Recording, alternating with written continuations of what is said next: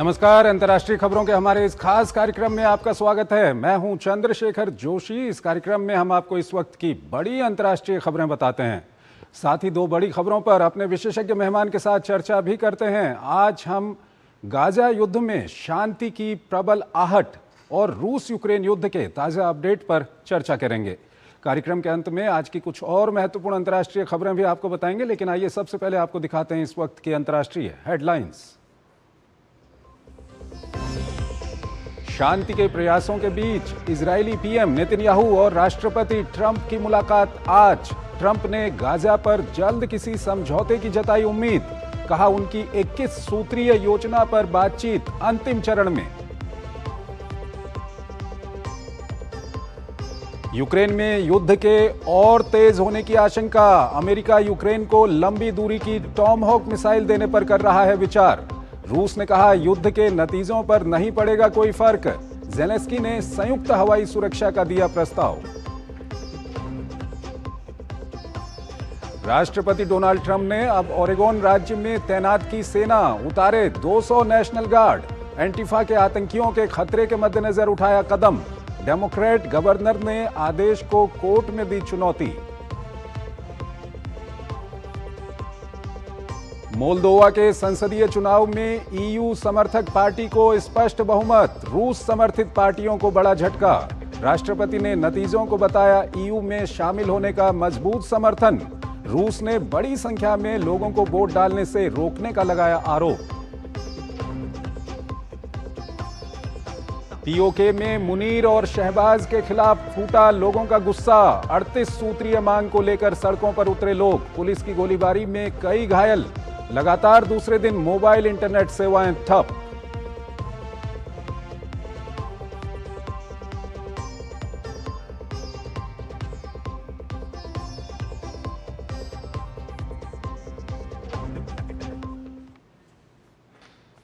और आइए पहली खबर की ओर आपको लिए चलते हैं। अमेरिकी राष्ट्रपति डोनाल्ड ट्रंप गाजा में इजराइल और हमास के बीच चल रहे संघर्ष को रोकने के काफी करीब पहुंच चुके हैं। इजरायली प्रधानमंत्री नेतन्याहू की अमेरिका यात्रा और विभिन्न मुलाकातों ने इस संभावना को और बढ़ा दिया है। आइए आपको एक रिपोर्ट के जरिए बताते हैं कि गाजा युद्ध रोकने के लिए जिन प्रस्तावों पर काम किया जा रहा है उनमें क्या कुछ है।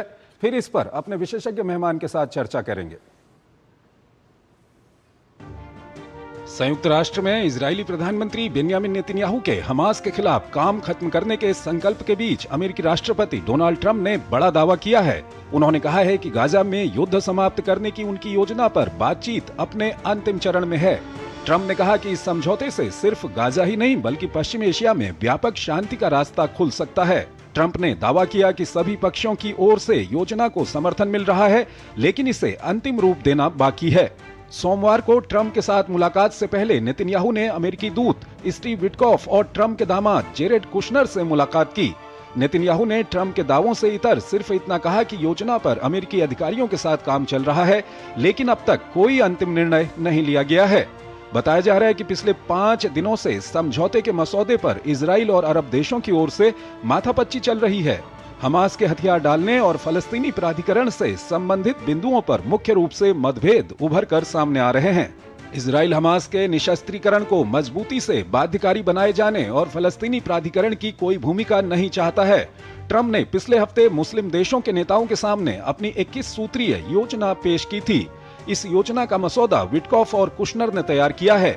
इसमें बहुत से वही पुराने मुद्दे शामिल हैं जिन पर पहले भी अलग अलग बैठकों में चर्चा हो चुकी है। इस बीच हमास ने कहा है कि उसे कतर और मिस्र की तरफ से कोई भी नया प्रस्ताव नहीं मिला है। कतर पर हमले के बाद से ही बातचीत ठप पड़ी हुई है। हालांकि प्रस्ताव मिलने के बाद उस पर विचार करने के लिए तैयार है, जबकि अमेरिकी अधिकारियों ने दावा किया है कि कतर और मिस्र के अधिकारियों ने हमास के संपर्क में होने की जानकारी दी है। 21 सूत्रीय योजना के तहत सभी बंधकों को 48 घंटे के भीतर छोड़ने, स्थायी युद्ध विराम, चरणबद्ध तरीके से इजराइल की गाजा से वापसी, हमास के हथियार डालने जैसी मुख्य मांगें शामिल हैं। पूर्व ब्रिटिश प्रधानमंत्री टोनी ब्लेयर को कुछ समय के लिए गाजा पट्टी का प्रशासन चलाने की जिम्मेदारी मिलने की भी खूब चर्चा है। इस बीच बंधकों के परिवार ने ट्रंप के नाम खुला पत्र लिखकर प्रस्तावित समझौते को बरकरार रखने का आग्रह किया। कतर पर इजरायली हमले के बाद से तेजी से क्षेत्र की स्थिति बदली है। इसके बाद आयोजित हुई इस्लामिक देशों की बैठक में मिस्र की ओर से अरब देशों के लिए नेटो शैली के संयुक्त सैन्य बल का प्रस्ताव रखा गया था। हालांकि खाड़ी देशों ने जीसीसी देशों के रक्षा संधि के एक खंड को सक्रिय करने पर ही जोर दिया। जानकार इस्लामिक नेटो के बजाय 6+2 प्रारूप के सैन्य गठबंधन की उम्मीद जता रहे हैं। इसका तात्पर्य 6 जीसीसी देशों के साथ साथ तुर्की और मिस्र से है। और इस खबर पर ज्यादा बात करने के लिए हमारे साथ जुड़ रहे हैं मेजर जनरल रिटायर्ड ध्रुव सिंह कटोच, विदेशी मामलों के जानकार हैं। उनसे हम बातचीत करेंगे। कटोच साहब, बहुत बहुत स्वागत है आपका हमारे इस कार्यक्रम में। पहला सवाल आपसे यही है कि ट्रंप ने कहा है कि वो बिल्कुल अंतिम चरण में है गाजा युद्ध को रुकवाने के, और जो कुछ हो रहा है अमेरिका में कई मुलाकातें हो रही हैं, क्या कुछ कहेंगे आप?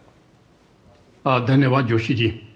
देखिए, प्रेसिडेंट ट्रंप ने तो कह दिया है, लेकिन कहने में और उसको इम्प्लीमेंट करने में मैं समझता हूँ अभी तक भी बहुत दूरी है।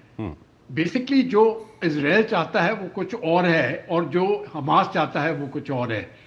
हमास जो इजराइल चाहता है, कुछ चीज़ें तो हो जाएंगी, मैं ये उससे शुरू करता हूँ। एक तो प्रिजनर एक्सचेंज की जो बात कर रहे हैं, वो तो मुझे लगता है कि अगर ये पूरा अग्रीमेंट सफल हो जाए तो ये चीज़ें तो इसमें कोई आपत्ति नहीं है किसी भी साइड से। इजराइल की तरफ से हज़ारों की तादादों में जो उनके पास प्रिजनर्स है वो छोड़ देंगे, और जो होस्टेजेस हैं हमास के पास वो उनको छोड़ देंगे। प्रॉब्लम उसका नहीं है, प्रॉब्लम है वो बॉर्डर किस प्रकार से आइडेंटिफाई करेंगे कि हम जो पैलेस्टीन का इलाका कौन सा होगा और इजराइल का कौन सा होगा। ये तो पहली बात है। दूसरा, इंटरिम दौर के ऊपर कौन उसके ऊपर गवर्न करेगा, और जो इजराइल चाहता है कि पूरी तरह से हमास अपने हथियार छोड़ दे, वो कैसे होने वाला है। अगर इन चीजों को, खास करके ये बॉर्डर के ऊपर और हमास हथियार छोड़ दे, अगर इसके ऊपर कोई सहमति नहीं बनती है तो मैं समझता हूं ये फिर से टूट सकता है। लेकिन अगर हो जाए तो होने के लिए जो गल्फ देश है, एक तो वो हमास के ऊपर जोर डालेंगे और दूसरा अमेरिका जो है वो इजराइल के ऊपर जोर डालेगा। अगर ये सब चीजें एक साथ मिल जाए तो मुझे लगता है कि शांति हो सकती है। अभी तक तो सिर्फ प्रस्ताव है, आगे देखते हैं कि क्या होता है। कटोच साहब, यहाँ पर ये भी जानना चाहेंगे कि जो पैलेस्टाइन अथॉरिटी के वहाँ पर महमूद अब्बास ने जो अपना स्पीच दी थी यूएनजीए में, उन्होंने कहीं ना कहीं वो जो बातें कही थी हमास से पूरी तरह से डिफर करती हैं, और जो गल्फ कंट्रीज हैं वो भी इस वक्त उनका काफ़ी दबाव है, और इजराइल को लेकर भी क्या आपको नहीं लगता कि इस वक्त पर इजराइल और हमास दोनों पर ही काफ़ी दबाव है? नहीं, ये बात आपने बिल्कुल सही कही है कि इजराइल के ऊपर बहुत दबाव है, क्योंकि इजराइल के ऊपर सिर्फ अमेरिका दबाव डाल सकता है और कोई नहीं। उसका जितना भी सपोर्ट है वो सिर्फ अमेरिका से मिलता है। जहां तक पैलेस्टाइन है, जो भी अरब स्टेट है, क्योंकि अगर आप ज्योग्राफी देखें तो एक तरफ से जॉर्डन है और दूसरी तरफ से इजिप्ट है, जो इनके डायरेक्टली बॉर्डर्स इनके लगते हैं। तो ये और पूरे गल्फ कंट्री जो है वो शांति चाहती है। इधर भारत भी वहां पर शांति चाहता है, क्योंकि जो इकोनॉमिक तरक्की करनी है वो तभी हो सकती है अगर हमने IMEC कॉरिडोर वगैरह जो आगे ले जाना है, तो यहाँ पर शांति होना बहुत जरूरी है। लेकिन यहाँ पर बात अड़क जाती है। पैलेस्टीन अथॉरिटी कुछ भी बोले, पैलेस्टीन अथॉरिटी हमास को कंट्रोल नहीं करता है। हमास है गाजा स्ट्रिप में, पैलेस्टीन अथॉरिटी है वेस्ट बैंक में, और वेस्ट बैंक में भी, जहां तक वेस्ट बैंक की बात करते हैं, वहां पर जो भी सिक्योरिटी का कंट्रोल है वो पूरा इजराइल के पास है। तो अब जाके वेस्ट बैंक, गाजा स्ट्रिप में क्या होने वाला है, ये प्रॉब्लम ये आता है कि स्ट्रिप में क्या होगा, गाजा पट्टी में क्या होने वाला है। क्या हमास बोल देगा कि ठीक है हम मान जाते हैं, और हमास के ऊपर मुझे लगता है प्रेशर सिर्फ इजराइल डाल सकता है। ईरान डाल सकता है।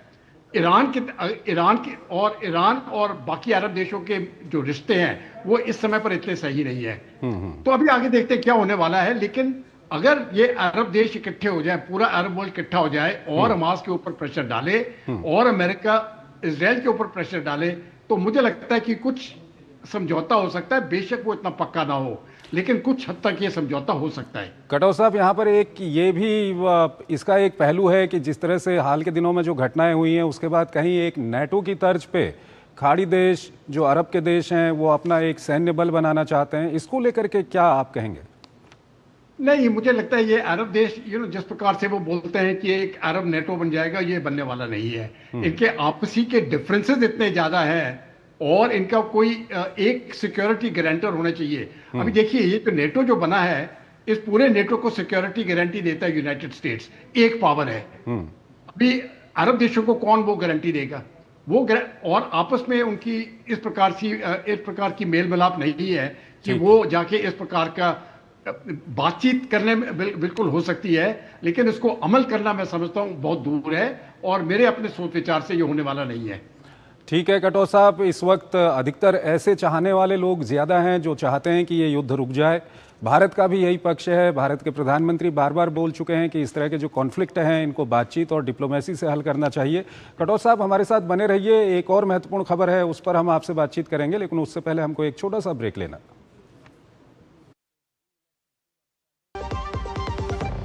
MDH का किचन किंग किचन में हो तो हम सब कुछ बना सकते हैं। बैंगन का भरता, आलू गोभी, भिंडी मसाला और भी बहुत कुछ। MDH। पता है कल जो है मेरे घर पर NSO के अधिकारी आए थे, मैंने तो उन्हें सारी सही जानकारी दे दी। हाँ मेरे घर पे भी आए थे। अच्छा, तो मैंने भी उनको सारी जानकारी दी। ये NSO क्या है और क्या जानकारी दी आप लोगों ने उन्हें? अरे NSO यानी नेशनल स्टैटिस्टिक्स ऑफिस, जो इस समय पूरे देश में हाउस होल्ड हेल्थ एक्सपेंडिचर सर्वे कर रहा है, जिसके अंतर्गत पूछा जा रहा है कि पिछले 1 साल में किस तरीके की बीमारियां हुई हैं, कितना खर्चा आया है और बीमा का फायदा हुआ या नहीं। और अगर किसी घर में महिला माँ बनी है, कोई टीकाकरण की गई जाँचें और डिलीवरी किसके द्वारा हुई, कहाँ हुई, और सबसे जरूरी बात, माँ और बच्चा सुरक्षित है या नहीं। और ऐसी स्वास्थ्य संबंधी जानकारियां इकट्ठी की जाती हैं और हमसे साझा की गई जानकारी के द्वारा सरकार ये तय करती है कि आने वाले समय में स्वास्थ्य संबंधी नीतियां कैसी हों, सुविधाएं बेहतर कैसे बने। और सबसे महत्वपूर्ण बात, ये सारी जानकारी 100% गोपनीय रखी जाती है। हमने तो अपनी जिम्मेदारियां निभा दी, अब बारी है आपकी। जब धरती चीर कर निकलता है लोहे का पत्थर और मिलता है मोंगिया के जोश से, फिर तपता है, पिघलता है और बनता है फौलाद। अब होता है सरिया सारी खूबियों के साथ।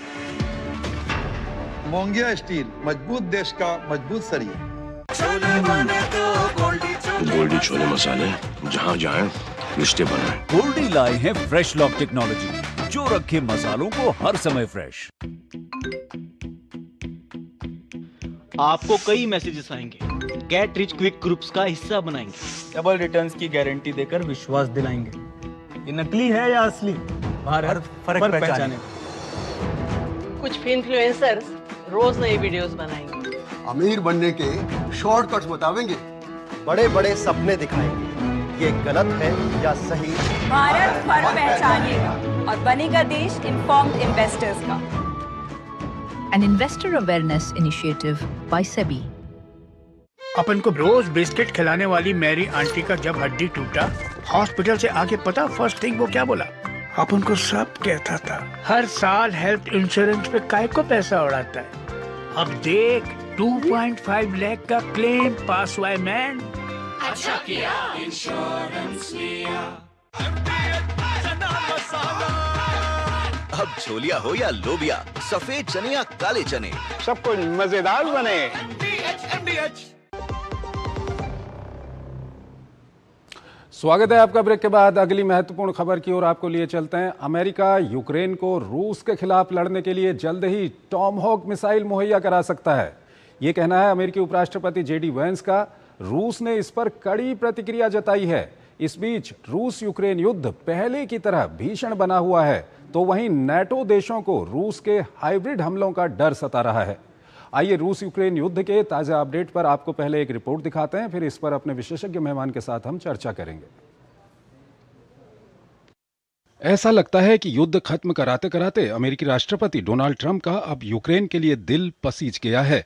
कभी यूक्रेन को लंबी दूरी की मिसाइलें देने का विरोध करने वाले ट्रंप अब यूक्रेन को टॉमहॉक मिसाइल देने पर विचार कर रहे हैं। उपराष्ट्रपति JD वैंस ने कहा है कि यूक्रेन के राष्ट्रपति ज़ेलेंस्की की लंबी दूरी की मिसाइल टॉमहॉक मुहैया कराने की मांग पर विचार चल रहा है। हालांकि इस सौदे को अनुमति देने या न देने का अंतिम निर्णय राष्ट्रपति डोनाल्ड ट्रंप लेंगे। वैंस ने कहा अमेरिका निश्चित रूप से यूरोपीय देशों के कई अनुरोधों पर विचार कर रहा है। इससे पहले ज़ेलेंस्की ने अमेरिका से उन यूरोपीय देशों को टॉमहॉक बेचने का अनुरोध किया था जो मिसाइल यूक्रेन भेजेंगे। टॉमहॉक एक लंबी दूरी की हर मौसम में मार करने वाली सबसोनिक क्रूज मिसाइल है। मुख्य रूप से इस मिसाइल का इस्तेमाल अमेरिका और ब्रिटेन की नौसेनाओं द्वारा किया जाता है। इसकी उन्नत जीपीएस प्रणाली इसके वार बेहद सटीक बनाती है। ये रडार की पकड़ से बचने के लिए बहुत ऊंचाई पर उड़ान भर सकती है। मारक क्षमता करीब 2500 किलोमीटर है। रूस ने इस पर कड़ी प्रतिक्रिया देते हुए कहा है कि मॉस्को के खिलाफ किसी भी आक्रमण का दृढ़ता से जवाब दिया जाएगा। क्रेमलिन ने कहा है कि संभावित मिसाइल की आपूर्ति पर रूसी सैन्य विशेषज्ञ नजर बनाए हुए हैं। हालांकि इससे युद्ध के मैदान में कोई फर्क नहीं पड़ने वाला है। कोई जादुई हथियार नहीं है, चाहे वो टॉम हॉक्स हो या कोई और मिसाइल, वे गतिशीलता नहीं बदल पाएंगे। इससे पहले रूसी हमलों से निपटने के लिए यूक्रेन को इजराइल में तैनात अमेरिकी वायु रक्षा प्रणाली पैट्रियट मुहैया कराई गई थी। शनिवार को ही राष्ट्रपति जेलेंस्की ने इजराइल से यूक्रेन को 2 पैट्रियट सिस्टम्स मिलने की पुष्टि की थी। यूक्रेन से लगे दूसरे देशों में रूसी ड्रोन के बढ़ते खतरों के मद्देनजर राष्ट्रपति जेलेंस्की ने वॉर्सो सुरक्षा बैठक में यूरोपीय सहयोगियों के साथ मिलकर संयुक्त हवाई रक्षा कवच बनाने का सुझाव दिया है। जबकि जर्मनी ने कहा है कि रूस के हाइब्रिड हमलों से निपटने के लिए किसी भी नाटो सदस्य को अकेला नहीं छोड़ा जाएगा। गौरतलब है कि हाल के दिनों में पोलैंड समेत कई दूसरे देशों ने रूसी ड्रोन द्वारा अपने वायु क्षेत्र के उल्लंघन का आरोप लगाया था। इस बीच रूस ने मोल्दोवा में बड़ी संख्या में रूस में रह रहे मोल्दोवन वोटरों को मतदान करने से रोकने का आरोप लगाया है। दरअसल यहां ईयू समर्थक पीएस पार्टी ने संसदीय चुनाव में शानदार जीत दर्ज की है। वहीं मोल्दोवा ने चुनाव में रूसी हस्तक्षेप का आरोप लगाया है।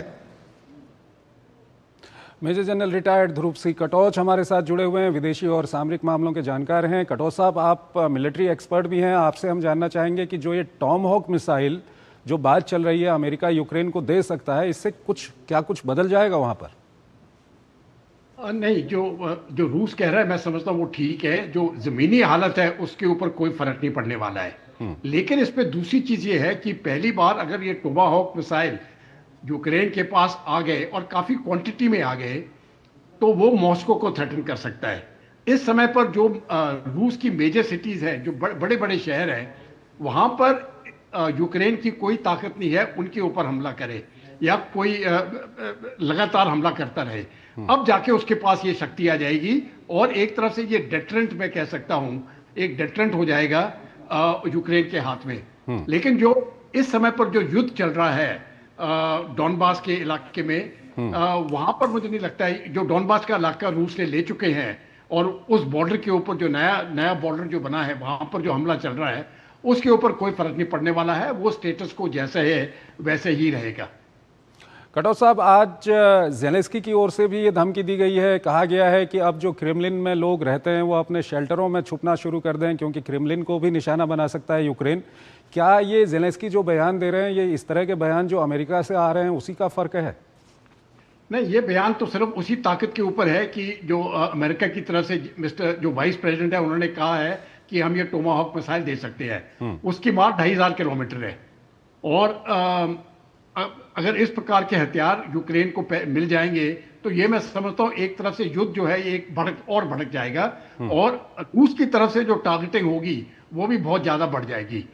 तो ये एक बहुत बड़ा एस्केलेटरी स्टेप है और मुझे लगता है कि प्रेसिडेंट ट्रंप ने ये कहा है कि हम दे सकते हैं, लेकिन मुझे जो मेरी अपनी असेसमेंट है ये अमेरिका करने वाला नहीं है। ये सिर्फ एक प्रेशर टैक्टिस है रूस के ऊपर, एक दबाव डालने के लिए कि वो कोई ना कोई समझौता करे जो अमेरिका चाहता है, एक पीस वहां पर आ जाए और दोनों रूस और यूक्रेन जो है आपस में समझौता करके सीज फायर वहां पर हो जाए। तो ये मुझे लगता है अमेरिका की तरफ से एक दबाव की कोशिश है।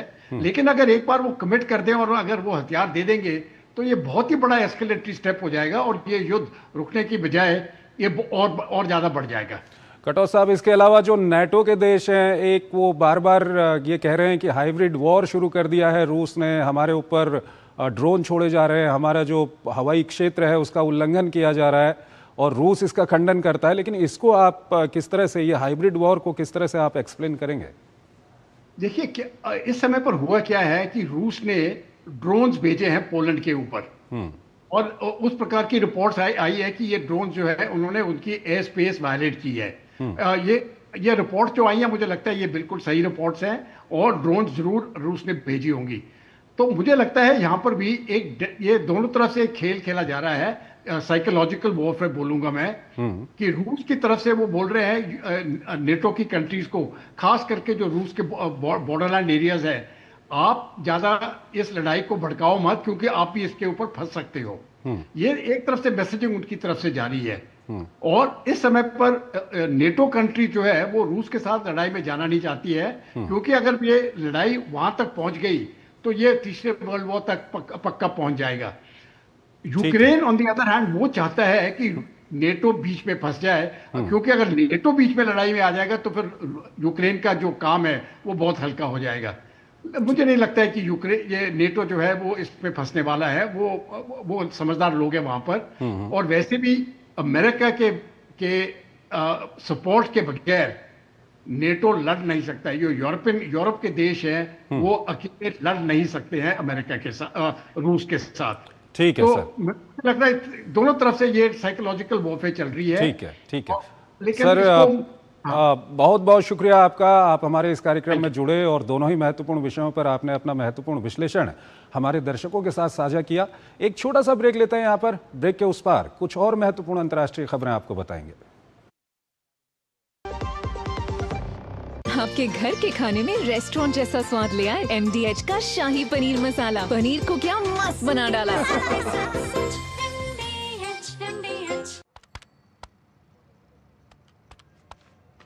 क्या माँ, हर बार बाजार से आते ही बिल का टोटल जोड़ने बैठ जाती हो? बेटा इस बार खर्चे नहीं बचत जोड़ रही हूँ। इस GST बचत उत्सव में दूध, घी, पनीर, बादाम, पिस्ता सब हुआ है सस्ता। इसीलिए आज तेरा फेवरेट शाही पनीर बनाऊंगी। मतलब दिवाली से पहली दिवाली? हर घर खुशहाली, GST बचत उत्सव वाली।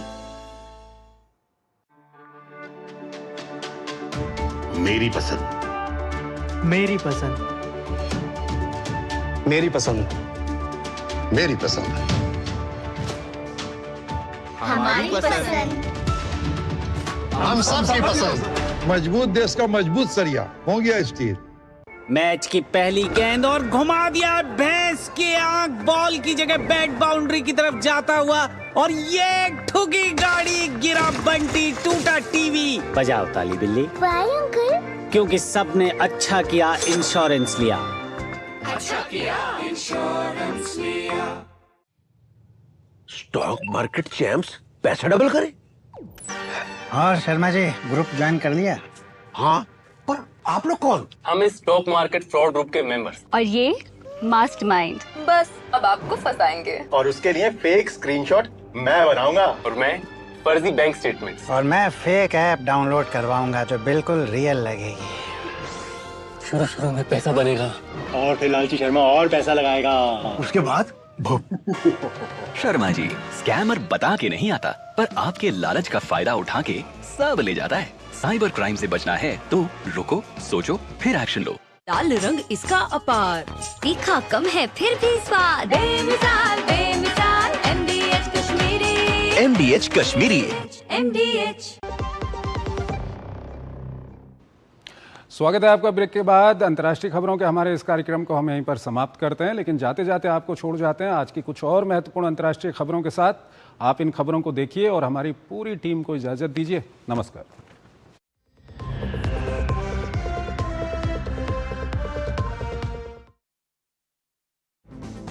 पाकिस्तान अधिकृत कश्मीर में हजारों लोग शहबाज शरीफ सरकार के खिलाफ सड़कों पर उतर आए हैं। इस बीच पाकिस्तान ने POK में भारी संख्या में सुरक्षा बलों की तैनाती कर दी है। इंटरनेट सेवाएं भी बंद कर दी गई हैं। पाकिस्तान के सौतेले रवैये के खिलाफ अवामी एक्शन कमेटी ने यहां अनिश्चितकालीन हड़ताल की घोषणा की है। इसे हाल के वर्षों में पाक सरकार के खिलाफ यहां की जनता का सबसे बड़ा प्रदर्शन बताया जा रहा है। अमेरिकी राष्ट्रपति डोनाल्ड ट्रंप मंगलवार को वर्जीनिया राज्य के क्वांटिको में दुनिया भर में तैनात सीनियर अमेरिकी जनरलों और एडमिरल से मुलाकात करेंगे। ट्रंप ने कहा कि वो जनरलों को बताना चाहते हैं कि वो उनके प्रिय लीडर हैं और उन्हें टीम भावना पर काम करते हुए मजबूत, बुद्धिमान और दयालु बनना चाहिए। नेपाल ने युवाओं पर हाल की गोलीबारी की जांच के तहत अपदस्थ प्रधानमंत्री KP शर्मा ओली और 4 पूर्व वरिष्ठ अधिकारियों पर यात्रा प्रतिबंध लगा दिए हैं। इनमें पूर्व गृह मंत्री रमेश लेखक और पूर्व राष्ट्रीय जांच और सुरक्षा एजेंसी के प्रमुख हुतराज थापा भी शामिल हैं। वियतनाम में तूफान बुआलोई के तट से टकराने के बाद 11 लोगों की मौत हो गई और 17 लोग लापता हैं। फिलीपींस में भी इसके चलते 24 लोगों की मौत हुई है। अमेरिका में डोनाल्ड ट्रंप प्रशासन ने अब ओरेगोन राज्य में 200 नेशनल गार्ड की तैनाती के आदेश दिए हैं। राज्य की डेमोक्रेट गवर्नर और अटॉर्नी जनरल ने इसे अवैध बताते हुए कोर्ट में चुनौती देने की बात कही है। अमेरिका में मिशिगन चर्च में एक व्यक्ति ने गोलीबारी में 4 लोगों की हत्या कर दी और 8 लोगों को घायल कर दिया। बाद में पुलिस के साथ झड़प में गोली चलाने वाले व्यक्ति की मौत हो गई। राष्ट्रपति ट्रंप ने इसे अमेरिका में ईसाइयों पर हमले का मामला बताया है। चीन की सीमा पर म्यांमार के कोकांग क्षेत्र में साइबर धोखाधड़ी, नशीली दवाओं की बिक्री, वेश्यावृत्ति और अन्य अपराधों में लिप्त एक परिवार द्वारा संचालित गिरोह के 16 सदस्यों को सोमवार को एक चीनी अदालत ने मौत की सजा सुनाई।